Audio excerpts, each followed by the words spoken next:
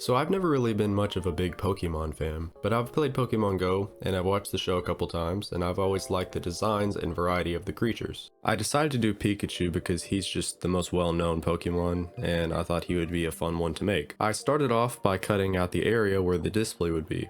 Then I went on to beveling the corners of the card so it actually looked like a real card and not a sharp safety hazard.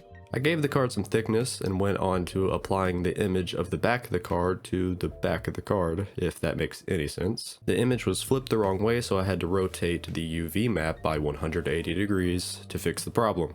Perfect. I applied a smooth white material to the edges and then beveled them to round everything out a bit. Cards have a glossy yet kinda bumpy texture to them, and I thought a lot about how I could recreate that look. I looked around and found a canvas texture online and used it as the roughness and normal map.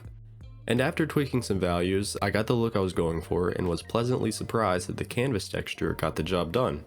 There is this awesome website called Models Resource that has tons of models from different video games. And I found this Pikachu model from Pokemon Duel and I just thought it would look good with the idea that I had. I got him to scale and moved him in place so that I could start on other things such as the rock that he's standing on. I used the built-in rock generator in Blender and then went on to sculpting the rock to get the exact shape that I needed for the composition. I textured the rock using a technique I learned from Ryan King's Easy Texturing Method video, which I highly recommend that you check out. The 3D area needed some kind of background, and I tried a couple different things, but ultimately decided to use this box and make an emissive backdrop for the character. I positioned some flowers around him to add a little more interest into the display. I had to cut some of the flowers off so that they would not be sticking out, so that I could add this box over top of everything behind the card.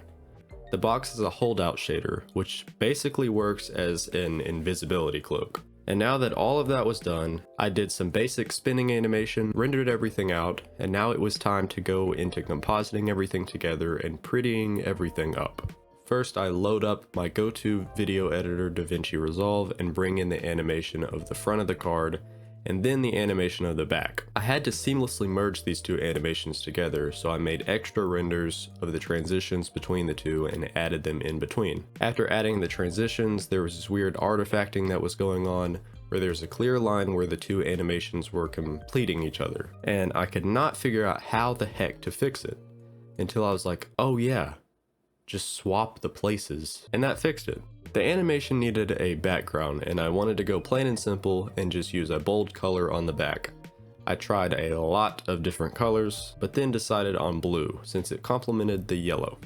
I combined all the pieced together renders into a compound clip so that I could add some additional effects and details to the card. First, I applied some sharpening to the image and then added some light rays to make the emissive background really pop, giving Pikachu a very powerful look. When playing the animation, I didn't like how the light rays only pointed one way the whole time. To make the rays rotate with the card, I went to each point where the card was facing to a side and moved the center point of the light rays to the opposite side. And now you can see that the rays rotate with the card.